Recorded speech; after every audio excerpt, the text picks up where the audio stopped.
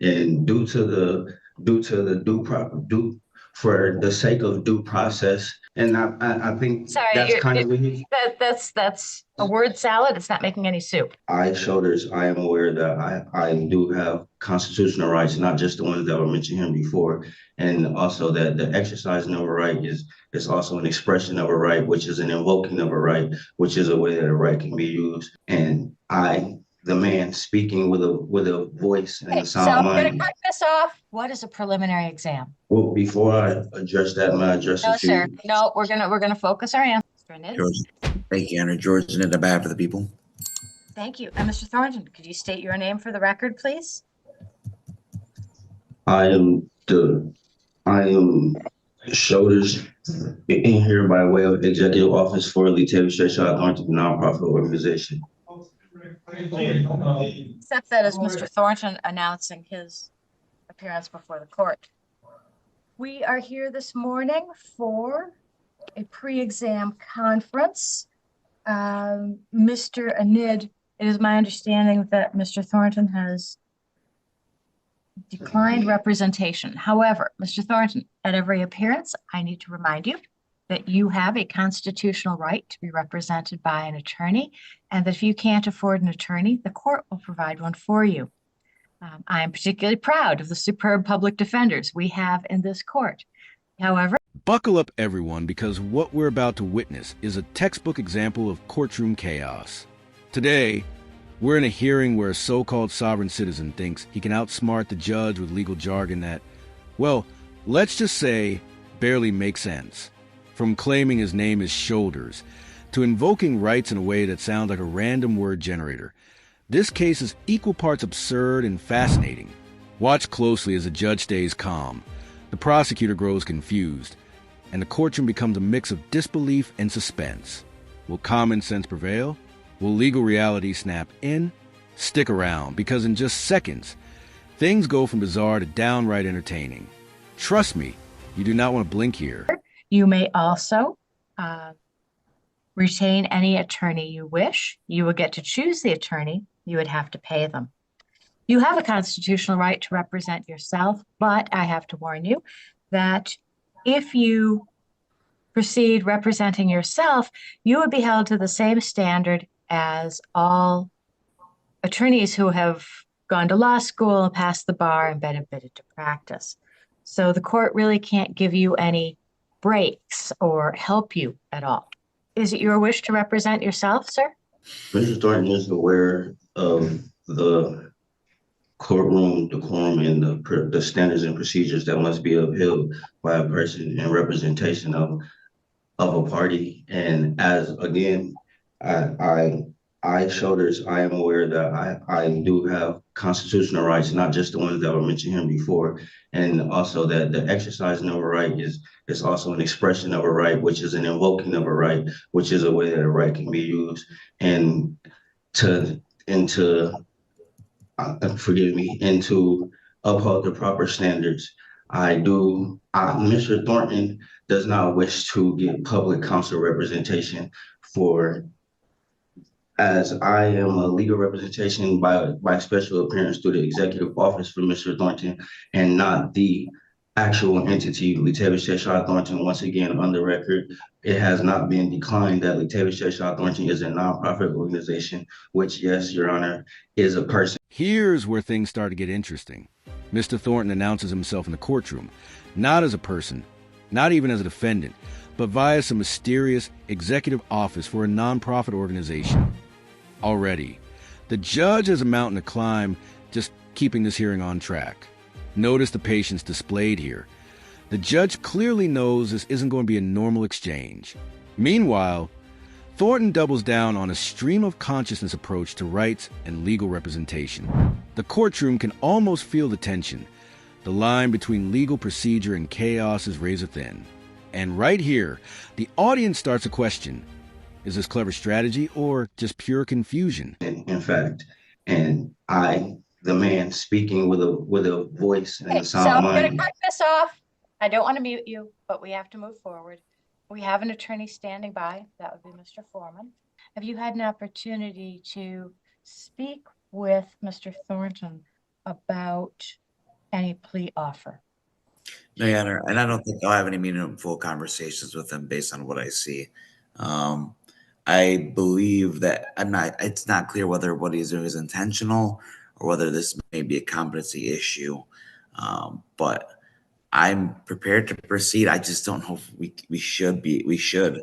I have a concern for his competency, to be honest with you. If the court Objection. we had the same issue all this time. No, Mr. Thornton, one person at a time. And right now, Mr. Annette is speaking.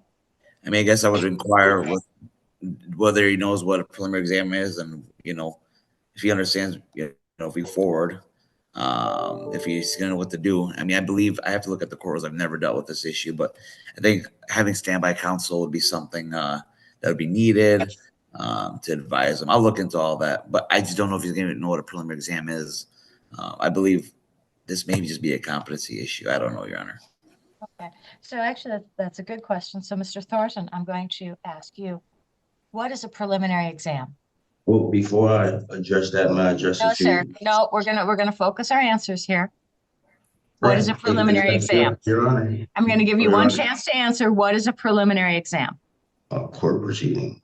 Mr. Okay, Thornton and will what- say that. Okay, Preliminary and what exam. happens? That's Now we hit a pivotal moment. Thornton refuses public counsel, insisting on representing himself. The judge has to balance respect for his constitutional rights with the reality that he might not fully understand the legal process. Even the prosecutor expresses concern about competency. Is this intentional obstruction, or does Thornton genuinely not grasp the situation? The room is silent as the judge asks one simple, critical question. Do you know what a preliminary exam is? This is a turning point. Everything hinges on how he answers. And let's be honest, when someone responds with multi-layered word salad about invoking rights and executive offices, you can practically feel the courtroom holding its collective breath. Preliminary examination, court proceeding. The parties have the opportunity to present evidence, cross-examine each other, and determine whether whether evidence is admissible to go into continuing proceedings, whether the court has jurisdictions. A plethora of matters may be brought up in a preliminary examination to see if the court has a valid standing, to see if there's anything, to see what may be addressed that's necessary as far as the parties that are at hand, not only to go about things in one specific fashion. well, that's pretty that's a pretty good answer. However, at this point, given a review of Your Honor, history, the court is going to sua sponte suggest that a competency exam be ordered. Mr. Anid, I any agree. response? I agree. Okay, thank you. Mr. Yeah. Thornton, any response? Mr. Thornton does not believe that a competency exam sua sponte is necessary and objects that as a preliminary. Watching Thornton attempt to explain a preliminary exam is something else. Imagine trying to summarize a novel you've never read, only you're also under oath in a courtroom and the judge expects clarity.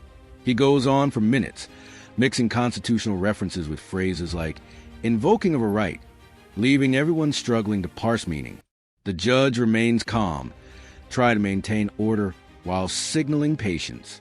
Meanwhile, the attorney gently hints that this may be a competency issue. It's a masterclass in courtroom tension. You want to laugh, but also you can't help thinking, how did we get here? And is this guy really about to represent himself? Exam is something that we can proceed to, and we can address the matters and the situations that are necessary at that time. And for the sake of due process and the judicial precedence of due process, that a criminal or a competency test may delay that, and it could hinder not only Mr. Thornton, but the things that Mr. Thornton does as far as the community and his career and his family and his life and rights, and other people that may be affected by this matter, as well as the public. because for the judicial precedence is that Mr. Thornton is innocent and not guilty. So, Mr. Anid, are you going to prepare a proposed order or? Your Honor, I think it's been a while since I've done. I believe if I'm not mistaken, it's the. I can if you want. Yes, I'll prepare an order. All right. So at this time, Mr. Anid, comments on the preliminary exam? Nope. I just say we just make the preliminary examination to be determined date. If anything, reset it for another PCC or review hearing for when we do come back with a competency opinion. Okay. So, Mr. Thornton, you have two rights. Boom. The judge has officially heard enough. A competency evaluation is ordered. And what does Thornton do? He objects, claiming this evaluation will delay not just his rights, but somehow his career, his community impact, and even the public at large. It's an epic stretch, blending self-importance with legal fantasy. Meanwhile, the judge keeps cool, pointing out the more practical reality. Discovery hasn't even been shared yet, so nothing can move forward anyway. This moment is pure courtroom theater, a mix of absurdity and tension, showing just how far a person can push boundaries when they misunderstand the law. The reason that you have a right to have that within 21 days is to prevent cases from dragging on endlessly. There are certain timelines that have to be met. However, the court can waive that 21 days if it finds good cause. And that would be, for instance, if one side had recently received discovery and was unable to proceed. Another good cause could be if someone was ill or hospitalized. There could be any number of good reasons. So I'm going to ask you, actually, Mr. Thornton, have you received any discovery in this matter? I have not. Mr. Thornton has not received any instrument. Okay, so, all right, two things then. First, I find good cause to waive the 21-day rule, and we will get a date. No, sir, just a minute, let me finish. You don't, no, I don't want to mute you, but I have to get through this. So, you have to have, you have a constitutional right to have knowledge about your case. And if you haven't received any discovery, we can't go forward until you receive it. So two things. First, I'm going to waive the 21-day rule. And just a minute, Mr. Ed. We're going to waive the 21-day rule, and we're going to set a date out in about a month. That'd be a placeholder date. At this point, because you are representing yourself, I'm going to allow you to converse with Mr. Anid, recognizing that you do not have discovery materials, so I do not expect this court to accept a plea bargain today. We're going to put you both in a breakout room, and when you're done, the court will be ready. Here's where things shift from chaotic word salad to structured legal procedure. The judge carefully explains the two rights at play: the preliminary exam and the 21-day timeline for moving the case forward. Notice how methodical and patient the judge is, walking Thornton through what discovery entails and why it's crucial before any further proceedings. Thornton insists he's ready, despite having no access to the charging documents or complaint information. This is a critical lesson for viewers. The law isn't about who shouts the loudest or uses the fanciest words. It's about following procedure, understanding rights, and having evidence to work with.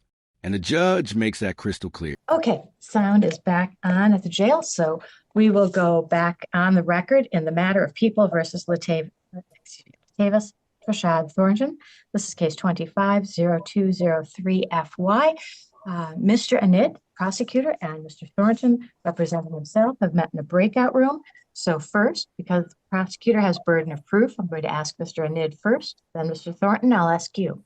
So Mr. Anid, anything from the breakout room that you'd like to report? Yes, I just want to make sure Mr. Thornton is there because I don't see him on here. Oh, I see him. Okay. Can you hear me? Okay. Yep. So we discussed. Yep. We discussed a little bit of as much as we could. I believe based on my discussions with him, I don't believe this is a competency issue. I believe this is more of the what Mr. Thornton kind of described earlier. So the plan, I think we both agreed on, is we're asking for another probable cause conference. I'm gonna somehow figure out how to provide him discovery, the complaint, the information, all the charging documents that we have. We're going to come back. In the meantime, I'm going to do my due diligence to speak with our office to see how we're going to go forward with this. Because I know it's my understanding he wants to represent himself. That is his right. I believe based on the questions that you asked earlier, he answered them pretty fairly, Your Honor. I just want to make sure we got all ducks in order. I discussed a misdemeanor offer potentially with them, but also discussed that I encourage him to get a public defender. All these things I think we're going to discuss at the next probable cause conference. I think these are all appropriate matters so I can get my ducks in order. He can have discovery to know what he's looking at. And I believe at the next hearing, we will have a good understanding of what we're doing going forward. Mr. Thornton, is that an accurate report? After the virtual breakout room discussion, we see a fascinating mix of cooperation and stubbornness. The prosecutor confirms a plan, provide discovery, set another probable cause conference, and ensure Thornton can represent himself if he chooses. Thornton chimes in with more legalese, requesting full transparency on every document filed, under all titles, throughout the case. The courtroom is a delicate balancing act now. The judge must maintain order. The prosecutor ensures fairness, and Thornton insists on self-representation. It's like watching a tightrope walker with a jigsaw puzzle in hand. Tense, confusing, and oddly captivating. It's pretty accurate, Your Honor. Just a few more points that we had discussed in that breakout room was also that it was in the discovery we would like to get subject matter in the appointment of the authorities that has been filed onto the record for these proceedings and how we came about to be into the court's jurisdiction for this matter in such fashion. And I think that's kind of that's a word salad. It's not making any soup. Can you make sense at all? Can you rephrase that for me, Mr. Thornton? Okay. Mr. Thornton, Yeah. So just pretty much all in the discovery, we didn't want any documents that have been filed onto the case to be missing, and that's what I mean by not limited to the documents titles that he named. It include an inclusion of all documents filed with all titles under them. Okay. I'll yes, chime Mr. in here. Ned. And I think kind of what he may be talking about is, and I could be wrong, is the charging documents, what gives us the authority to proceed forward and how we're proceeding forward. And I explained you should wait until you discover it because I believe that's going to be the complaint, the information, and the other charging documents to see where we're at. I could be wrong, but once he receives those, we'll come back. We'll have all the ducks in order. I think that's a good resolution we both agreed on. And in the meantime, I'll do my due diligence to speak with our officer how we're going to go forward. I told Mr. Thorne, I'm the prosecutor. He understands what the prosecutor is. I'm not on his side, but I did advise I'm here to help get the situation resolved as fast. I think we both agree that if you find good cause to adjourn this for one more probable cause conference, I believe everything will be situated. Mr. Thornton, anything further this morning? Not at this time, Your Honor. Just new dates, new dates, new probable cause. Okay, so we had the dates, and that is 8:30 a.m., April 25th, for a probable cause conference, and 9 a.m., May 1st, for a preliminary exam. Okay, so the next probable cause conference is about a month away. Does that sound right? Yes. Okay. All right. So, Mr. Thornton, if at any time you change your mind, you can communicate with the court and or Mr. Anid about requesting counsel at every hearing. Determine the parameters of that. All right, so we will see you back at 8:30 a.m. April 25th. That is all. Thank you, Your Honor. Thank you. Take care. And there you have it. A courtroom drama that mixes humor, tension, and legal complexity. The sovereign citizen tried to navigate the system on his own, resulting in confusion, delays, and some unforgettable courtroom moments. The judge remained calm, upheld the law, and ensured procedural fairness, all while managing a defendant who clearly had a very creative approach to self-representation. What do you think? Should self-representation have limits, or is this just the reality of constitutional rights? Share your thoughts in the comments below.